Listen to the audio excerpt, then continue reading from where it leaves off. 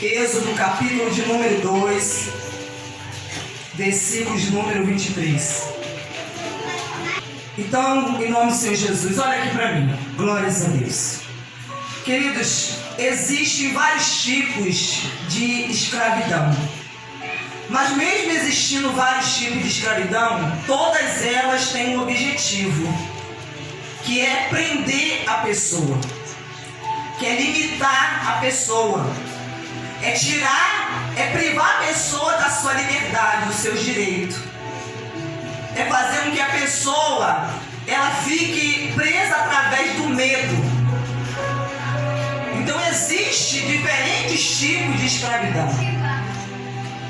Então a pessoa que está escravizada, ela está embaixo de um domínio. Ela está embaixo de um domínio. Ela está aprisionada por uma força, um poder que é superior a ela, a sua própria força.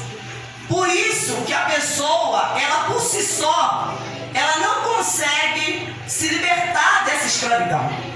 E é preciso que uma força maior, uma força superior, a força a qual está dominando essa pessoa, venha e a liberte.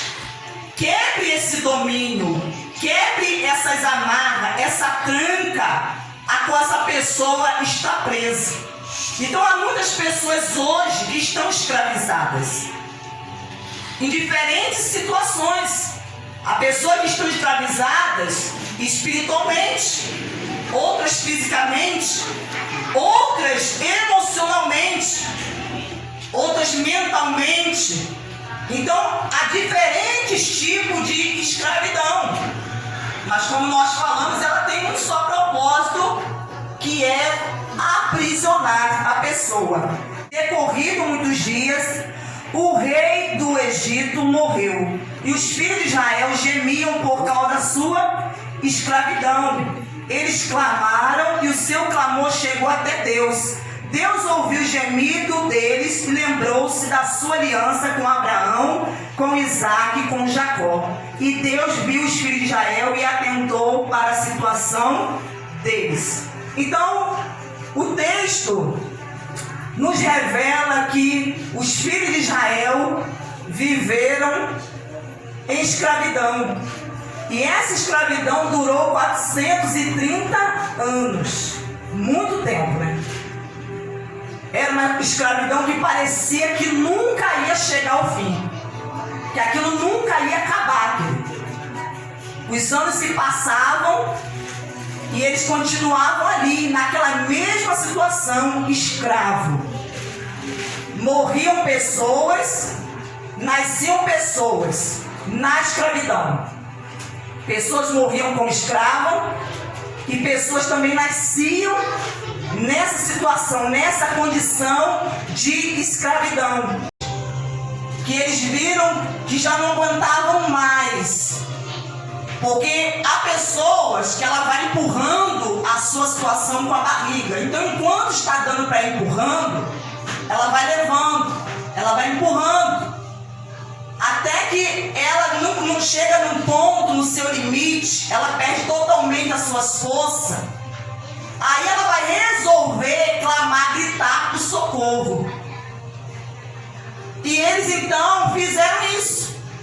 Clamaram, eles gritaram socorro. E a palavra de Deus diz que Deus ouviu o clamor deles.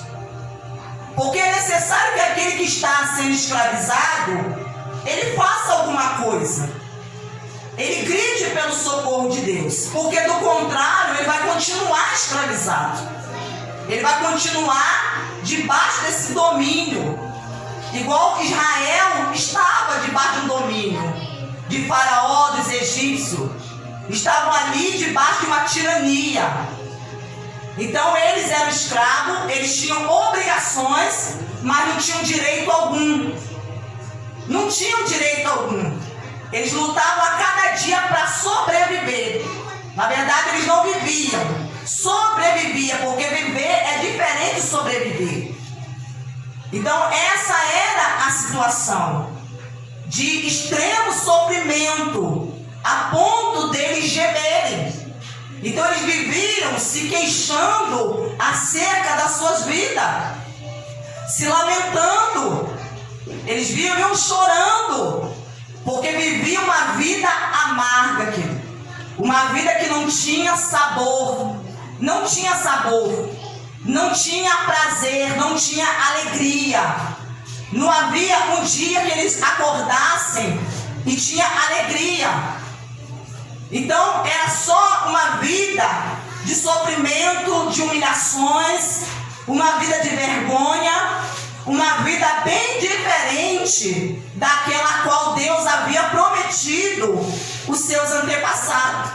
Porque os antepassados dos filhos de Israel, Abraão, Isaac e Jacó, haviam feito uma aliança com Deus. E nessa aliança, Deus havia feito uma promessa que se estenderia aos seus descendentes.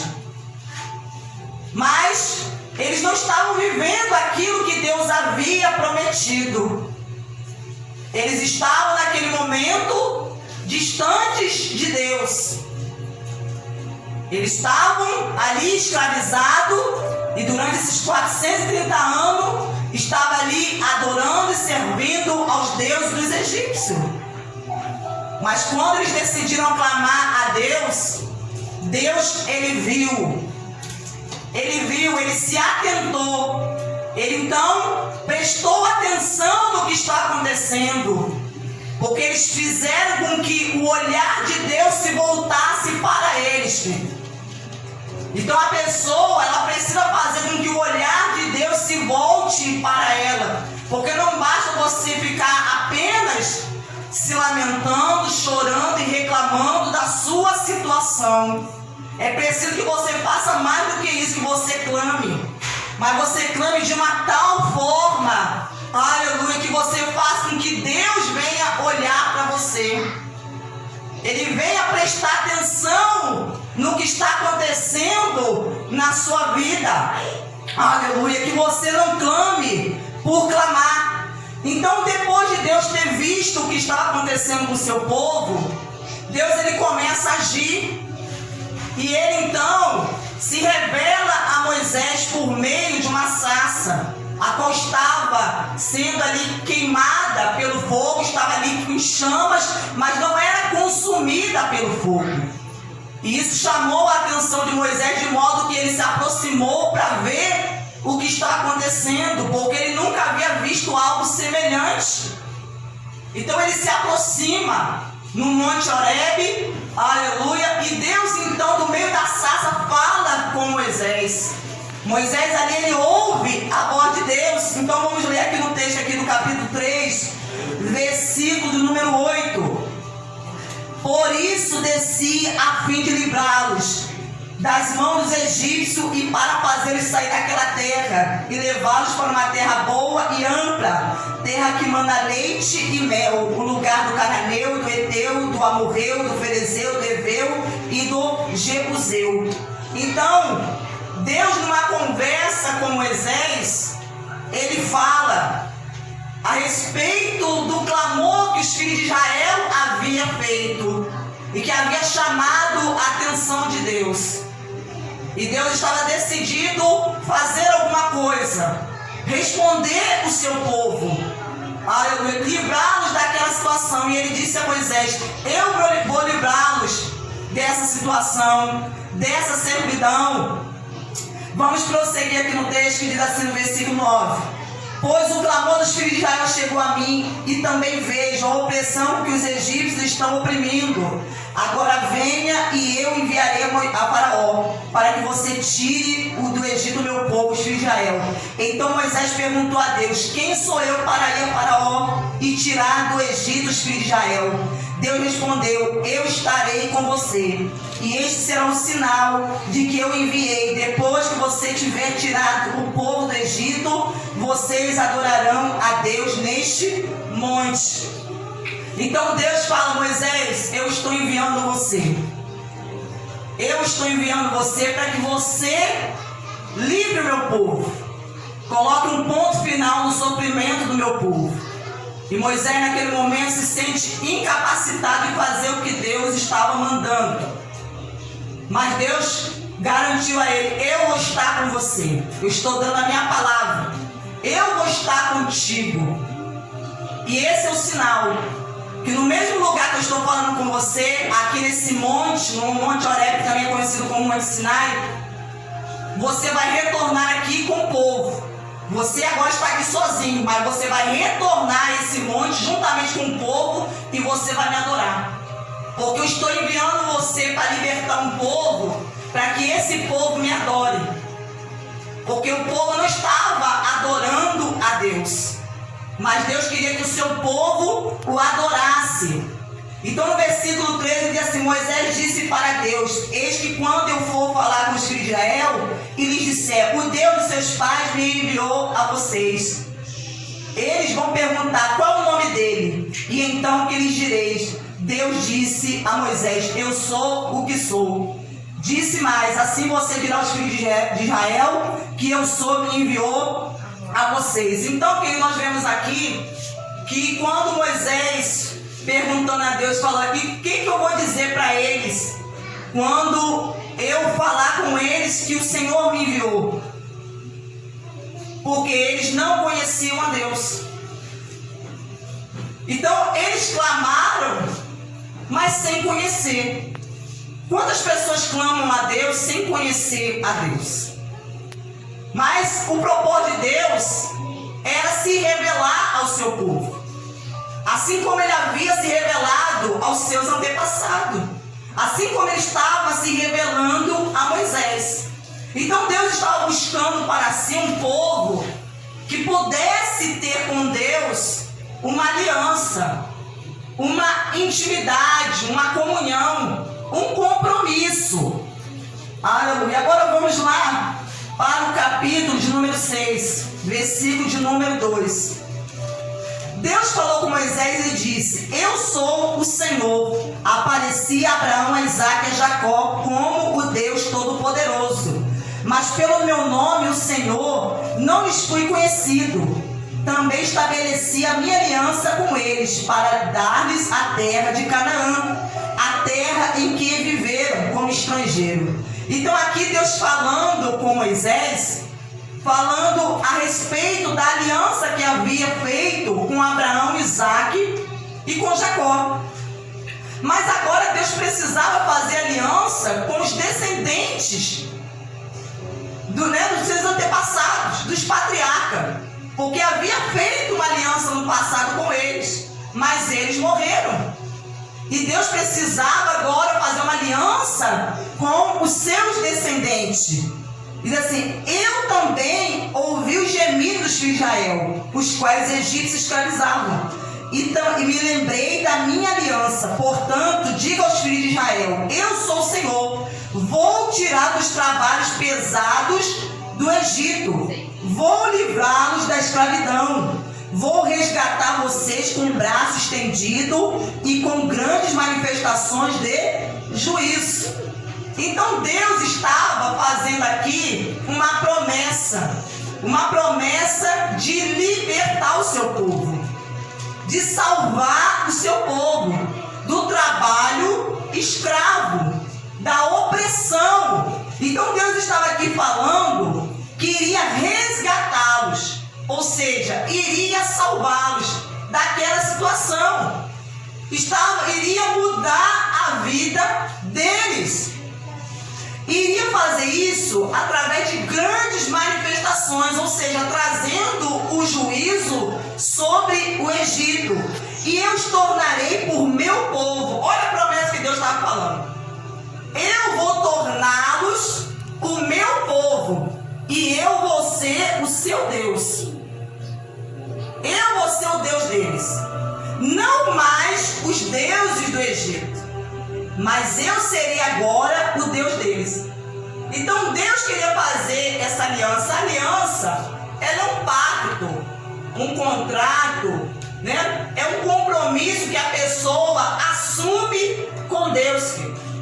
E quando a pessoa faz uma aliança com Deus, ela está colocando Deus, aleluia, né?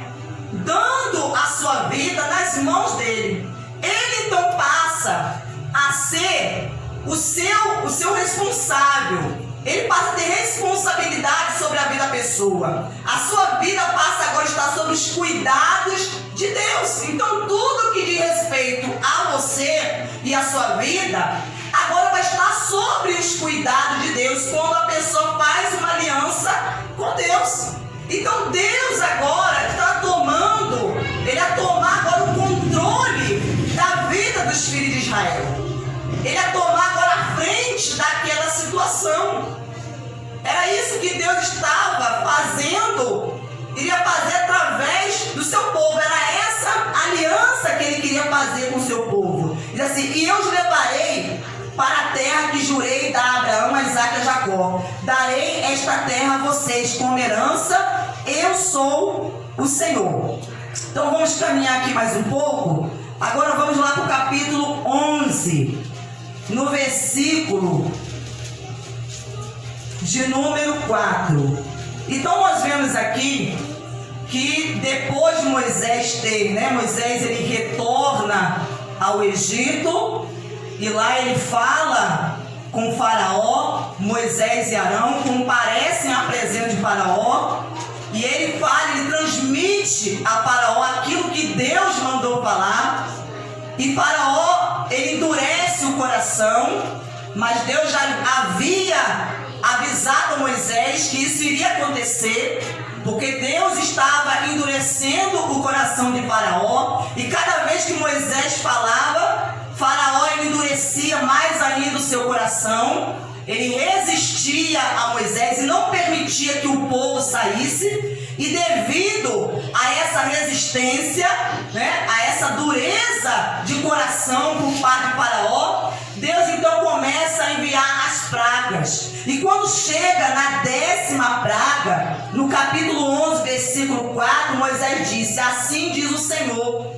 perto da meia-noite passarei pelo meio do Egito, e todos os primogênitos da terra do Egito morrerá, desde o primogênito Faraó, que se assenta no seu trono, até o primogênito da escrava que moe a farinha, e todos os primogênitos dos animais. Haverá grande clamor em toda a terra do Egito, porque nunca houve antes, nem haverá jamais, porém, contra nenhum dos filhos de Israel, desde os homens até os animais, nem mesmo um cão rosnará, para que vocês saibam que o Senhor fez distinção entre os egípcios e os israelitas.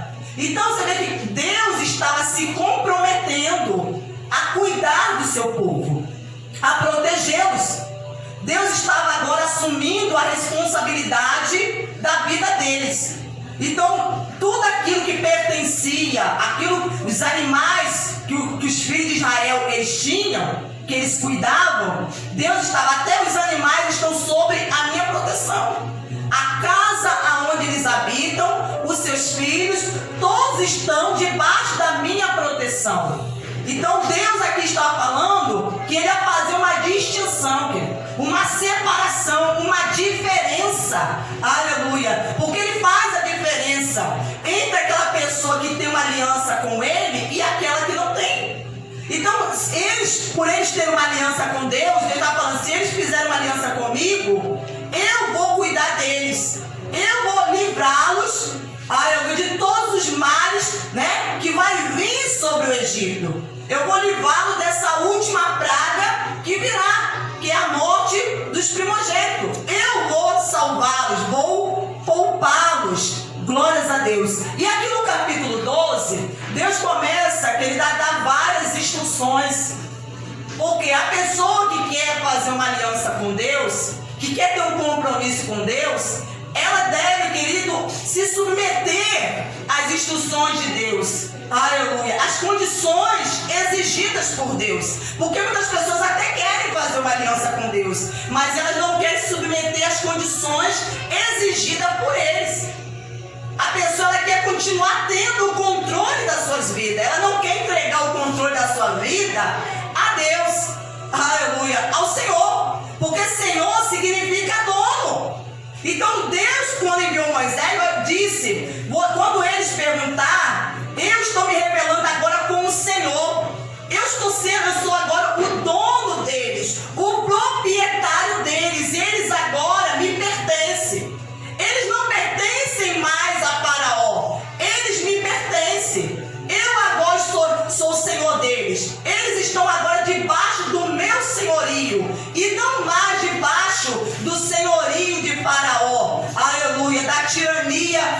de Faraó. Então nós vamos ver aqui algumas condições que Deus colocou para o seu povo.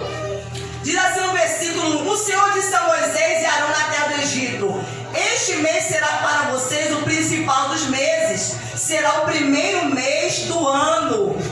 Fale a toda a congregação de Israel, dizendo: no dia 10 deste mês, cada um tomará para si um cordeiro segundo a casa dos pais, um cordeiro para cada família. Então aqui a primeira instrução que Deus estava dando, a primeira condição, Deus estava dizendo para eles que a partir daquele mês, que era o mês de Abib, ia haver um novo começo para o povo. Deus estava, a partir daquele momento, ali iniciando um novo calendário. Um novo calendário, estava havendo um novo começo para o povo. E Deus estava falando para eles que para que isso acontecesse, eles precisavam, querido, aleluia, pegar um cordeiro e trazer para dentro das suas casas, para dentro das suas vidas. Aleluia. Eles tinham que trazer, separar um cordeiro, e esse cordeiro precisava ser um cordeiro macho e um cordeiro sem defeito. Ele precisava ser um cordeiro perfeito, porque esse cordeiro, ele aponta para Jesus, para o Filho de Deus, para o Senhor Jesus. Aleluia. Porque esse cordeiro, ele é uma prefigura, uma representação de Cristo. Então, quando Deus falou: vocês vão separar um cordeiro e vocês vão trazer esse cordeiro para dentro de casa, vocês vão trazer esse cordeiro para a vida de vocês, filho. Aleluia. Para que eles pudessem ter uma aliança com Deus, porque sem eles fazerem isso, não seria possível eles terem uma aliança com Deus. Então nós vemos aqui que Deus, ele fala aqui, no versículo 4: mas se a família for pequena para um cordeiro, então o chefe da família convidará o seu vizinho mais próximo, conforme o número das pessoas, conforme que cada um puder comer. Por aí vocês calcularão quantos são necessários para o cordeiro. Então outra coisa que eles precisavam fazer é, depois de terem sacrificado o cordeiro, porque esse cordeiro seria sacrificado no 14º dia, no fim da tarde, já terminando o dia. Então eles teriam que sacrificar esse cordeiro, eles teriam que prepará-lo, assá-lo no fogo, e aquela família deveria o quê? Comer esse cordeiro. Ou seja, cada membro da família deveria se alimentar do cordeiro, deveria estar participando daquele cordeiro. Aleluia. Para que eles tivessem a vida, a comunhão. Jesus, ele disse: quem não come da sua carne e não bebe do seu sangue, não tem comunhão com ele. Que aquele que dele se alimenta, por ele viverá. Então Deus está falando que quando eles se alimentassem daquele cordeiro, a carne daquele cordeiro está dando a eles o que? Vida. Está dando vida e estaria alimentando eles. Aleluia. Eles e todas as pessoas da sua casa, porque todos tinham que se alimentar da mesma carne, todos teriam que se alimentar do cordeiro. Não somente o chefe da casa, mas todos, a esposa, os filhos, todos teriam que se alimentar, para que eles tivessem uma aliança com esse Deus. E ele diz aqui no versículo de número 5: o cordeiro será sem defeito, macho de 1 ano, podendo também ser um cabrito. Vocês guardarão o cordeiro até o 14º dia deste mês, e todo o ajuntamento da congregação de Israel o matará no crepúsculo da tarde. Pegarão um pouco do sangue e passarão nas 2 ombreiras e na viga superior da porta, na casa em que comerem. Então, outra condição que Deus colocou, que eles teriam que pegar o sangue desse cordeiro e passar nas ombreiras e na viga da porta, na viga superior da porta. Aleluia. Porque esse sangue serviria como um sinal. Aleluia. Porque esse sangue estava apontando para o sangue de Cristo.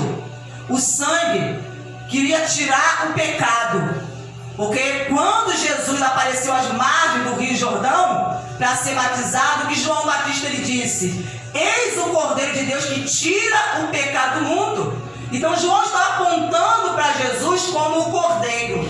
O Cordeiro que ia derramar o seu sangue, ia ser sacrificado, e por meio desse sangue o pecado ia ser tirado. Então, por meio desse animal, esse cordeiro que foi sacrificado no Egito, o sangue seria passado na porta. E esse sangue ia trazer a eles o quê? O livramento. A proteção de Deus, o sangue da aliança. Aleluia. Por meio do sangue, essa atitude deles de obedecerem a Deus, eles estavam dizendo que eles queriam ter uma aliança com Deus. Eles queriam estar em comunhão com Deus, queriam ter um compromisso com Deus.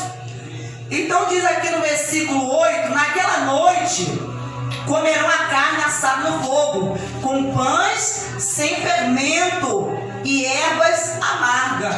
O pão sem fermento, querido, significa o quê? Que o pão era feito com uma farinha, a farinha pura, sem adicionar o fermento, porque o fermento simboliza o pecado, a impureza, a corrupção. Então Deus está falando que quando eles fizessem o pão para comer, essa farinha tinha que estar pura, porque Deus estava, através daquele pão, simbolizando, mostrando para eles que Deus queria deles uma vida pura, uma vida separada do pecado, porque a exigência de Deus não é somente que tirasse o fermento do pão, mas Deus exigia também que tirasse o fermento de dentro de casa. De dentro de casa. Aquilo estava contaminando a família, querido. Deus estava chamando o povo para o quê? Para uma santificação, para uma separação, porque a pessoa que quer ter uma aliança com Deus tem que se separar daquilo que o contamina, daquilo que o corrompe. Aleluia. Tem que se separar, abandonar o pecado. Então ele fala aqui outra recomendação, que eles teriam que comer ervas amargas.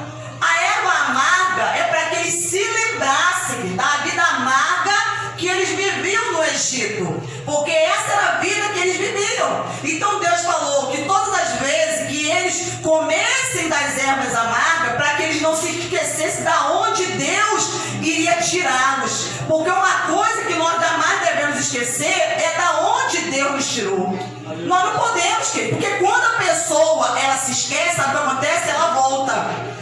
Quando você se esquece do que Deus fez com você, você acaba voltando, como diz a palavra, que a porca lavada, ela voltou a se revolver no lamaçal. E o cão, ele voltou ao seu próprio vômito, porque a pessoa se esqueceu da obra, aleluia, da salvação. A pessoa se esqueceu do que Deus fez por ela. Então nós jamais, por isso que Deus estava dando essas instruções que eles deveriam estar obedecendo a partir daquele dia, né? Todos os anos, todas as vezes eles teriam que fazer isso.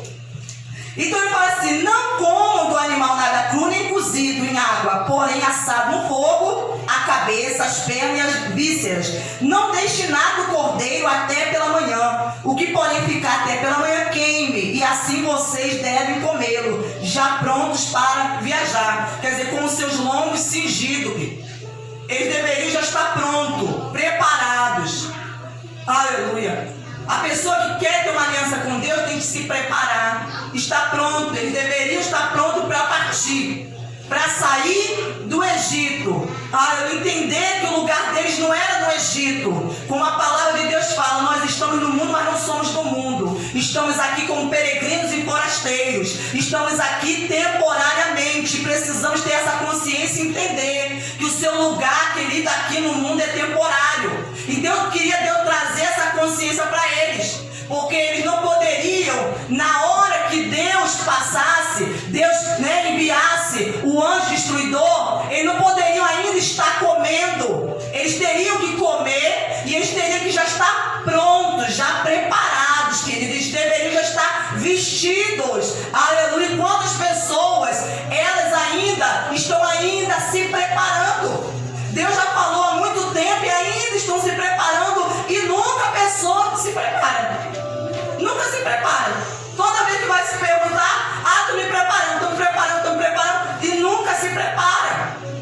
não se prepara o quê? Para chegar no lugar que Deus preparou, para a viagem, para alcançar, para receber o que Deus já preparou para a pessoa.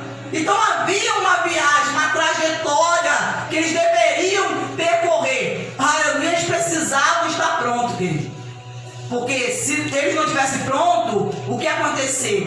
Eles iam ficar para trás. A mesma coisa. No retorno de Jesus, se você não estiver pronto, você vai ficar. Você vai ficar se você não estiver pronto. Porque Deus está nos alertando e avisando a respeito da viagem que nós estamos aqui passando. E se você não se aprontar, não se preparar, você não tiver vestido, quantas pessoas ainda não estão vestidas? Não estão vestidas de salvação, não estão vestidas, querido, do novo homem, não estão revestidas do Espírito Santo e precisam estar. Precisam de todas essas coisas, mas são coisas que a pessoa não está o quê? Buscando. A pessoa não está, às vezes, preocupada com essas coisas. E são coisas que são essenciais, elas são cruciais para a nossa aliança com Deus. A nossa comunhão com Ele.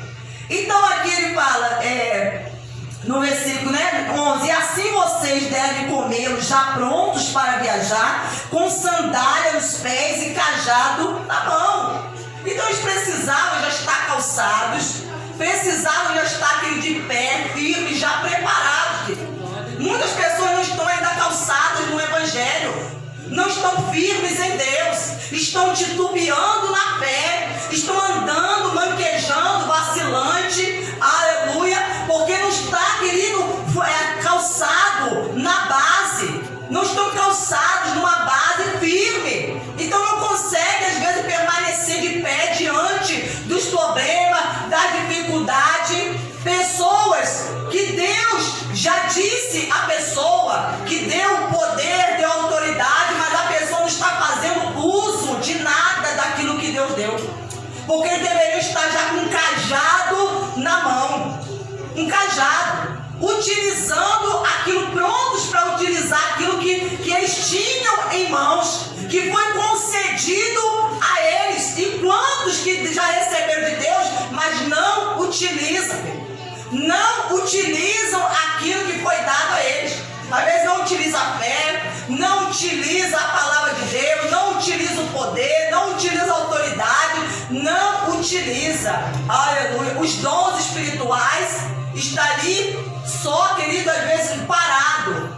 É algo que a pessoa recebeu, talentos que a pessoa recebeu, mas que estão parados, que a pessoa não está utilizando.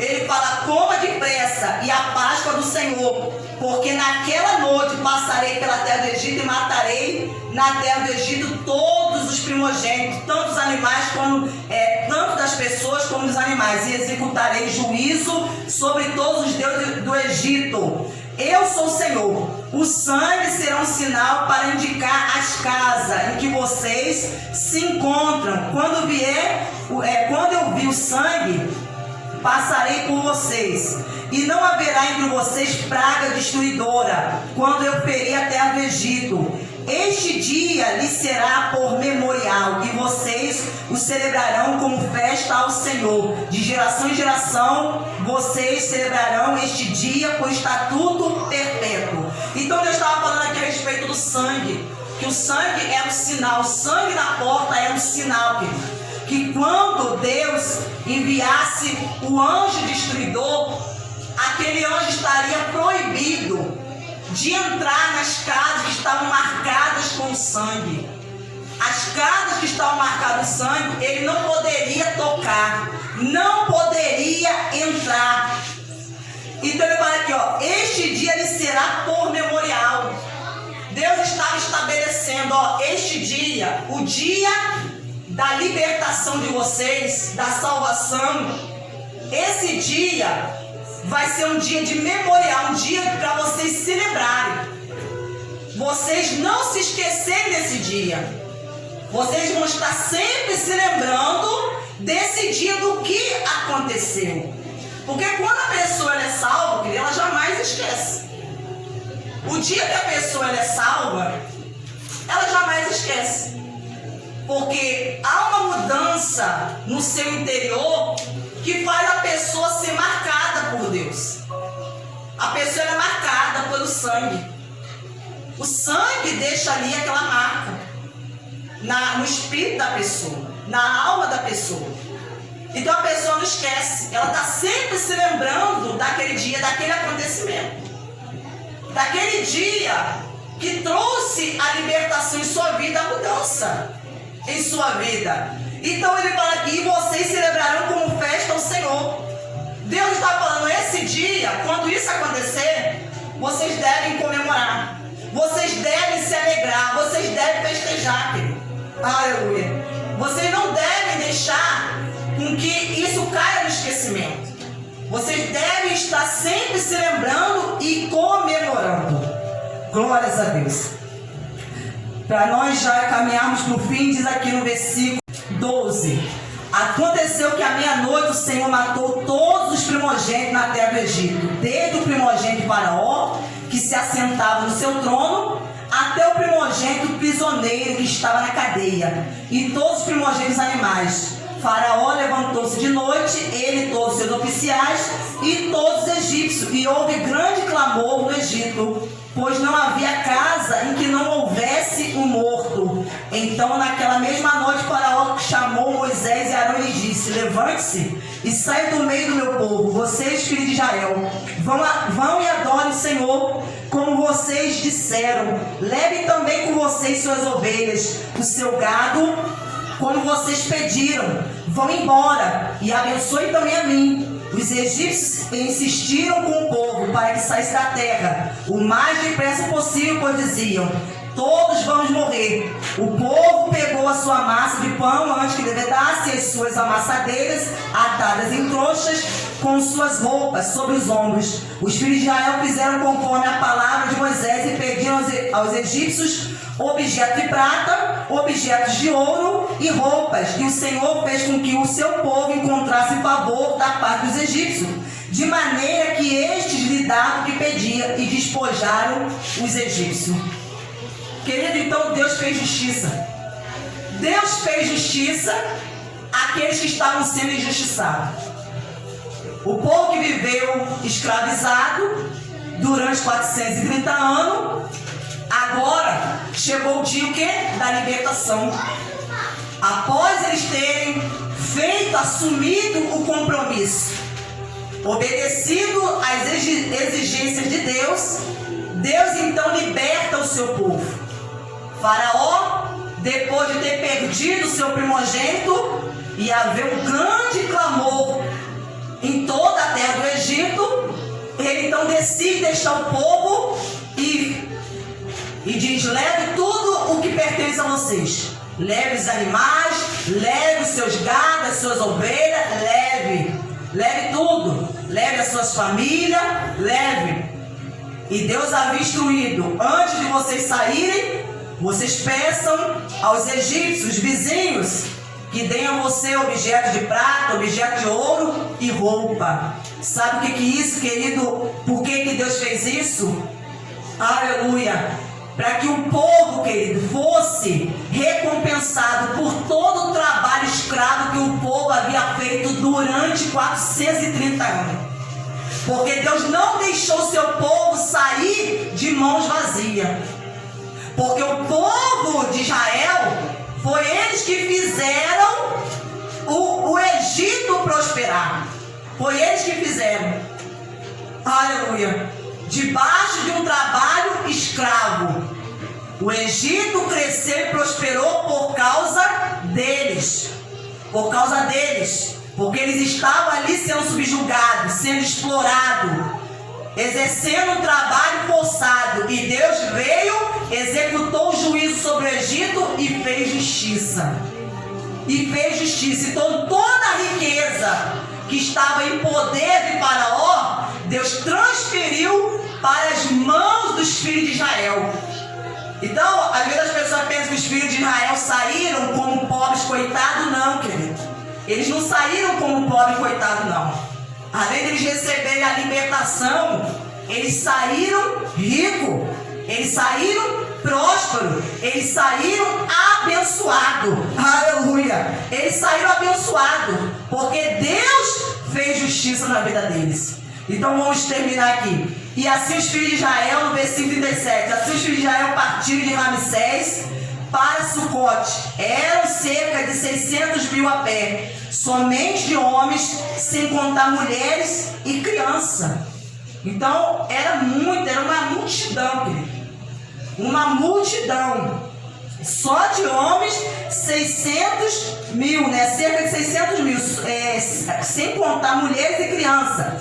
Saiu também com eles um misto de gente, e até os egípcios, muitos decidiram sair juntamente com os filhos de Israel, porque eles viram o poder de Deus. Eles viram as maravilhas que Deus, por intermédio de Moisés, havia feito. Então, aqui eles levaram as ovelhas, o gado e muitos animais, e assaram pães sem fermento da massa que levaram do Egito, pois a massa não tinha levedado, porque eles foram expulsos do Egito, não puderam deter-se, e não havia preparado para si provisões. Ora, o tempo que os filhos de Israel habitaram o Egito foi de 430 anos. Aconteceu que ao final dos 430 anos, nesse mesmo dia, todos os exércitos do Senhor saíram da terra do Egito. Todos os exércitos. Olha como Deus viu o seu povo. Aos olhos de Faraó, o povo de Israel era um povo escravo, um povo fraco, um povo que estava ali sendo oprimido por eles. Mas aos olhos de Deus, Deus via como um grande exército. Como um exército. Cada tribo ali representada, as 12 tribos ali que formavam o povo de Israel, era um exército, querido. Era assim, olha a visão de Deus. Deus via como um exército, não como um povo escravo, não como um povo fraco, não como um povo oprimido, sofrido, não, mas essa era a visão de Deus. Olha o que diz aqui no versículo 48, aconteceu que ao final dos 430 anos, nesse mesmo dia, todos os exércitos do Senhor saíram da terra do Egito. Olha o que Deus faz na vida da pessoa. Deus tira a pessoa da escravidão e transforma a pessoa num soldado, num valente, num guerreiro de Deus. Ele chama a pessoa e ele equipa, prepara a pessoa para lutar. Olha o que Deus estava falando, porque era assim que Deus via o seu povo. Era dessa forma que Deus via. Aleluia. Esta noite será dedicada ao Senhor, porque nela os tirou da terra do Egito. Esta é a noite do Senhor, que todos os filhos de Israel devem comemorar de geração em geração. Aquela noite ficou marcada. Aquela noite ficou marcada. Aleluia. Porque foi a noite da libertação. Foi a noite da libertação e Deus quer marcar você. Ele quer marcar você. Ele quer libertar você que está sendo escravizado. Como no início da pregação eu falei, que existe diferentes tipos de escravidão. Mas independente de qual seja a escravidão que você está, Deus ele quer te libertar. Seja uma escravidão por meio de uma doença, uma enfermidade, seja uma escravidão emocional, você que está abalado emocionalmente porque algo aconteceu na sua vida, algo de ruim, negativo, você passou por algum sofrimento, algum trauma, e isso está abalando as suas emoções, está te escravizando, você sentimentalmente você está abalada. Há pessoas que estão escravizadas, querido, por ódios, pessoas que têm ódio e não conseguem perdoar, tem desejo de se vingar e não consegue se livrar disso. Aleluia. Então isso está o que? Escravizando. Pessoas que estão escravizadas no seu passado. Olha, aquilo que aconteceu às vezes lá na infância, na sua adolescência, mas você ainda continua trazendo isso para o seu presente. Você ainda continua sofrendo algo que aconteceu anos atrás e isso te escraviza. Aleluia. Isso vem acompanhando você ao longo da sua vida, porque é algo que você está aprisionado. Tem gente que é muito, querido, pessimista, muito negativo. A pessoa não consegue ver a coisa de uma forma positiva, não consegue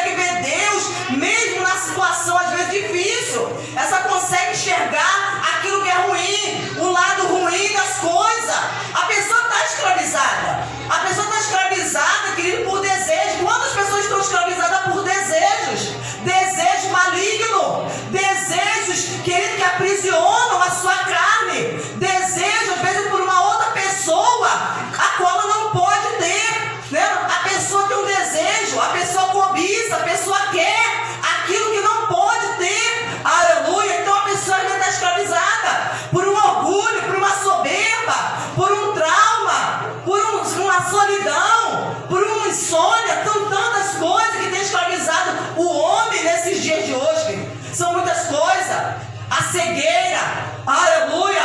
Então a pessoa tem que fazer o quê? Clamar a Deus. Você não pode, querida, aceitar viver escravizado. Você viu aqui que Deus atentou para Israel quando eles clamaram. Quando eles clamaram, porque o clamor deles chamou a atenção de Deus. E é quando você clamar, mas você clamar de todo o seu coração. Porque Deus falou, clama a mim, que eu vou te responder. Eu vou anunciar a você coisas grandes e firmes que você não sabe.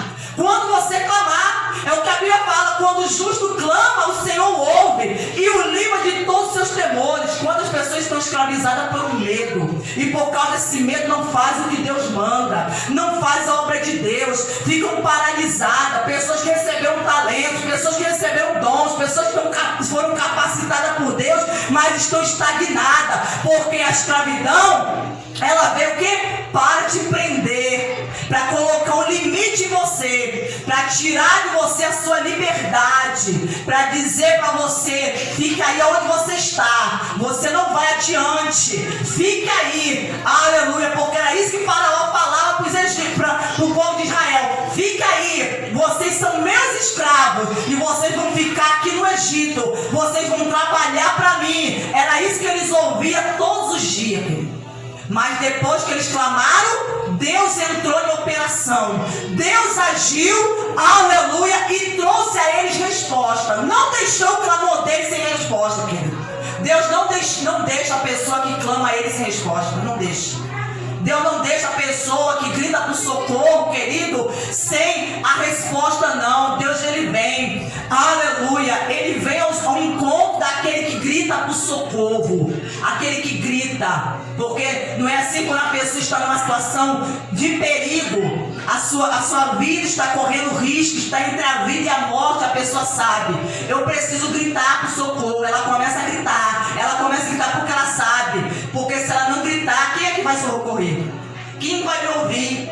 Quem vai me ouvir para me socorrer? Se ela ficar calada, não, aleluia. Então a pessoa sabe, eu preciso gritar o máximo que eu posso, porque alguém vai ter que me ouvir, alguém vai ter que parar para me atender, alguém vai ter que prestar atenção em mim, alguém vai ter que vir até a mim fazer alguma coisa vai ter que acontecer, mas eu não vou morrer nessa condição. E foi o que eles fizeram. Quando eles decidiram clamar, estavam dizendo, eu não vou morrer como escravo. Eu já vi muitos israelitas morrerem como escravo. Aleluia. Já vi muitos morrerem como escravo. Mas eu não vou morrer como escravo. Aleluia. Porque passaram a acreditar. Eles acreditaram. Não deixe. Não deixe com que as coisas que estão acontecendo no mundo te escravizem. Porque nós vivemos numa sociedade debaixo de um sistema, aleluia, que tem escravizado muitas pessoas. Muitas pessoas estão sendo escravizadas. Escravizada pela tecnologia, escravizada, querido, por várias coisas. Homens que estão sendo escravizados, é pessoa escravizada por vícios, é pessoa escravizada por uma amizade, é pessoa escravizada por um relacionamento abusivo, aleluia. A pessoa está sendo escravizada. A pessoa está sendo envergonhada, humilhada, e a pessoa às vezes não sabe como sair. Por quê? Porque para sair dessa escravidão é preciso que uma mão poderosa, um braço forte que ele se estenda. Aleluia, porque foi o que Deus falou para Moisés. Eu vou tirar o meu povo com um braço forte, com a mão poderosa, porque tinha que ser alguém superior a Faraó para libertar o povo. Aleluia, para libertar o povo. Não poderia ser alguém inferior, não. Tinha que ser alguém superior a Faraó. E ele, mesmo resistindo durante muito tempo, ele teve que se render. Ele teve que se encurvar diante da vontade de Deus e ceder, querido. Porque Deus estava mostrando quem era maior, quem era o verdadeiro Deus. Aleluia. E Deus quer fazer isso, mostrar na minha e na sua vida quem é o verdadeiro Deus. Porque nós não podemos aceitar ser escravo. Amém?